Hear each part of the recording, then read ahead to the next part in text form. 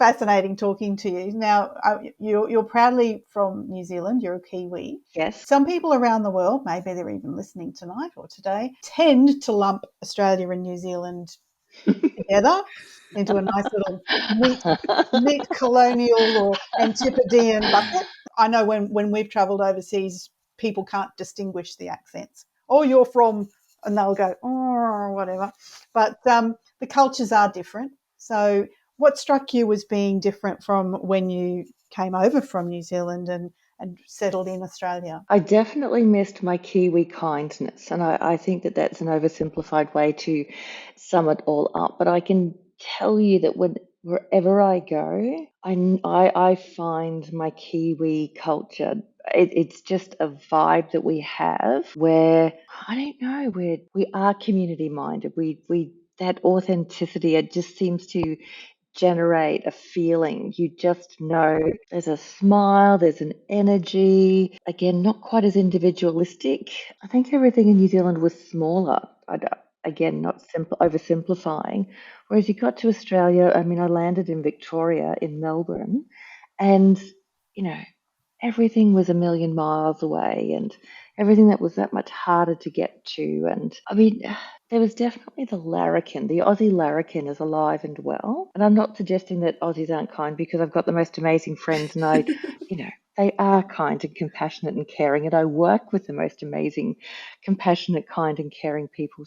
It was just that back then, that was a few years ago. I just seemed to miss that Kiwi culture. And when you meet Kiwis over here, they have it with them. It's true. Sensed it, yeah, and definitely when I've travelled over there. I know what you're saying. It's hard to put your finger on it, but it's there. You just feel it and you connect in. Everything's easy. I don't know. Yeah, true. So do you think it's still the same, or has it changed in the time that you've been here? Oh, that's a good question. In my line of work, I suppose I'm wrapped in community developers, carers. So I would like to think perhaps the Kiwi influence has, infiltrated its way into mainstream Australia, whether they would admit it or not. I might get ostracised for saying these things. But I would say not as much as I would like, because they're definitely those Australians, a lot of them living in Sydney. So apologies to our Sydney podcast listeners. I know. Somebody said to me, to help clarify this, somebody said to me, and there's something special about Queensland. Queensland's a special place. I congratulate anyone who finds their way to Queensland. Melbourne, I think it's a case of what are you? So, are you a doctor? Are you a lawyer? Are you a media back? Once you get to Sydney, it's who are you? So are you a Packer? Are you a Murdoch? Are you a, Peacock? Who are you? Whereas once you get to Queensland, it's how are you? Pure and simple, how are you?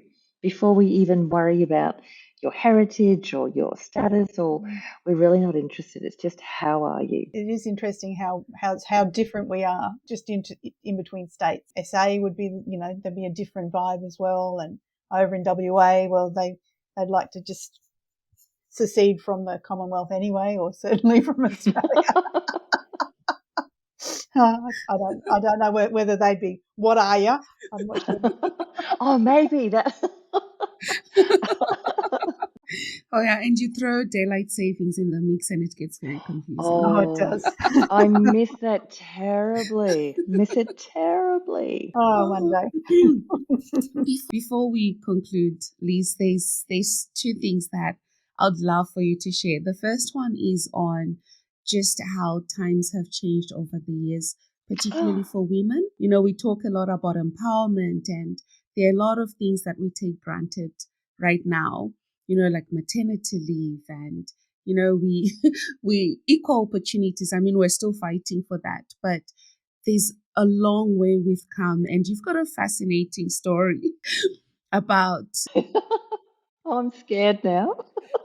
You have a fascinating story about how, women would get fired when they got pregnant. Yes, completely. So my mother, married, working, she hid her pregnancy from her employers because the minute that they knew you were pregnant as a woman, that was it. Your career was game over, Red Rover. Away you go home and have children.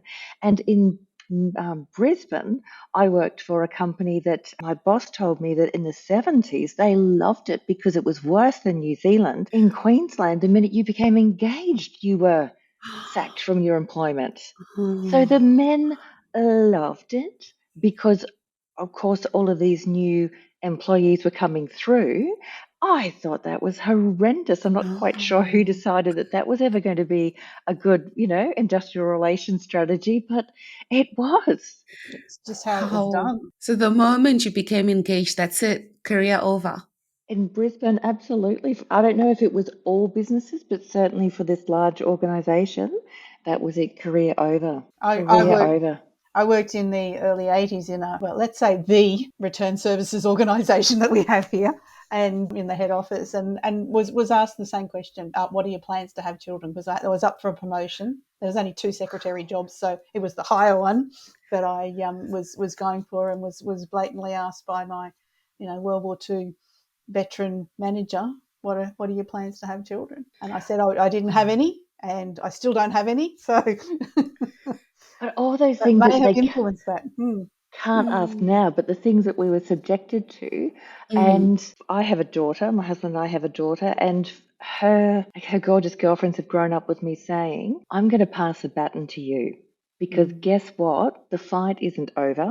Sorry to tell you, the fight continues. And when Roe v. Wade was repealed, I just said to Sarah, that's it. That's it. What I'm saying is true, that we can fight and we can change policy, we can change legislation, we can change cultures, attitudes, values. But guess what? Someone in the dark corner over there is waiting to claw it all back. All back. The fact that we're still talking about gender inequality, pay gaps. I'm curious, my curious mind, I'd love to know what is stopping us from, with all the advancements in superannuation. I used to be in the financial services industry. With all the advancements in the way superannuation is set up, what is stopping, and maybe my knowledge is wrong, but if a woman fell pregnant and went on maternity leave, how do we not split the husband's super? How is it that her superannuation contributions stop until she goes back to the workforce? Again, I'm not an expert on superannuation, but I'd love to know, could we not change that? There are definitely areas where it's financial agency. We deserve it as women. I cannot cope with the fact that women are the highest growing rate of or experience homelessness. Yes. That in 2023 is beyond me. Frightening. Absolutely beyond me. I remember being, again, financial planning and making it to the boys' club. I broke through the glass ceiling, but it was funny. I was listening to an author talk about how in the financial planning industry women made themselves invisible. And I thought, that's exactly what I Wow. did. Even though I'd broken into the boys' club, I wore the same dark suits as they did. And when I was in the room, I just blended into the background because I didn't want to remind them that I was in the room, Oh if my. that makes sense, that Yes. just giving up my identity was the easiest way. I was happy with acceptance. Whereas I realize now that we've moved on, there's so much in terms of wanting to make sure that the young females coming through have the space, have the confidence to continue the advocacy. It is critical that they understand. Somebody said to me, they're privileged. And I went, perhaps it's more that we haven't unpacked history for them. I remember when Obama was being inaugurated, Sarah said to me, I didn't think you were interested in American politics, Mum. Why are you watching the American president? Because for her it was normalized. For her, she didn't have that historical relevance to understand that actually that was History. poignant, it was significant, it was history in the making. And I said to her, okay, Rosa Parks, where do we begin? Just so Yes. just realizing that in the busyness of our world that I hadn't quite unpacked all that there was. There's so much acceptance for the next generation, which is wonderful. However, with that acceptance comes, I think unpacking history would be good for them. Yes, there's a potential for complacency, isn't there? Because they don't Yes. know. They don't know. I saw something the other day. I think it was on the ABC Q&A program, and they had this young woman who was into the retro thing, and there's a term for it, trads or something like that. And all she wants to do is get married, wear her little 50s dresses, find a man and have babies. And it's like, what about all the bra burning? I was going, this is crazy. And other people were looking at her like, really? She was about 22 or 4 or something like that.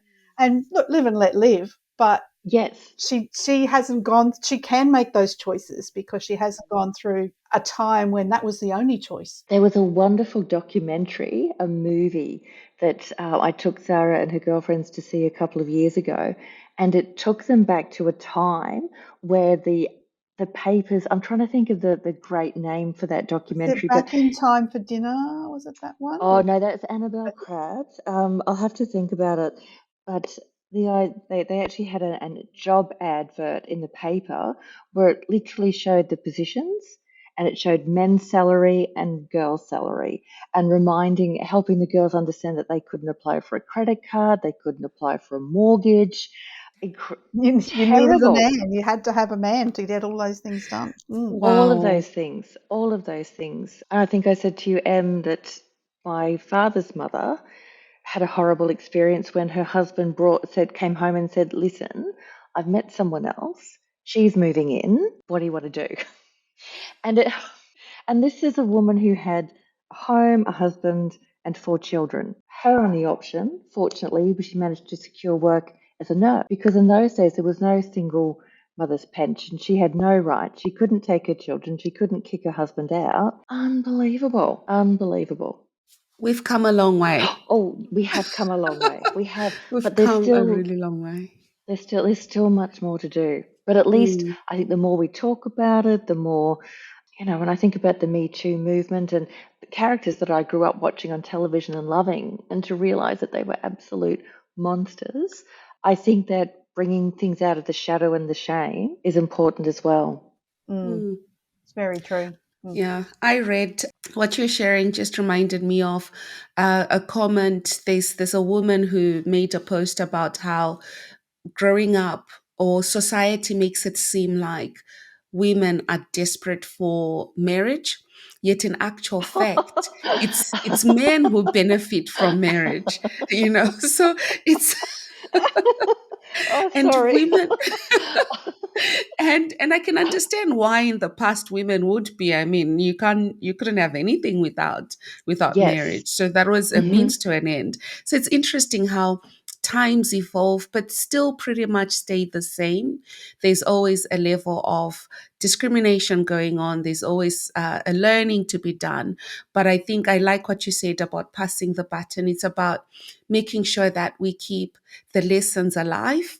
We keep the Hmm. lessons alive. We keep the stories alive, because if we don't know our history, we're bound to repeat it. Absolutely, Mm. absolutely. And there will be people who want us to repeat it. I mean, you made me think when I was in my early 20s, it was all about, are you getting engaged? When are you getting married? When are you Mm. buying the house? When are you having children? I don't put any of that pressure on our children. Mm. Women benefited from being married. Oh my goodness. Oh my goodness. The patriarchy. Oh, bless their souls. Well, Liz, this has been an absolute gem. Thank you so Thank much for you. making time to talk to us and telling us so many fascinating stories. There's definitely a lot that I'll probably just listen to again and just have a laugh. But this was great. Thank you so much for making Thank time you to so talk to much. Thank us. you, Liz. Lovely Yeah. talking with you both. Thanks, Sandra. Thanks, Em. It's Right, been thank you, delightful. Liz. Thank you. And to our listeners, thank you for tuning in. If you have any comments or questions about this episode, send us an email and we will explore your questions or anything that you might want to discuss. We'll explore that a little bit more. Thank you for tuning into Empowered Voices Amplified. We will see you next time.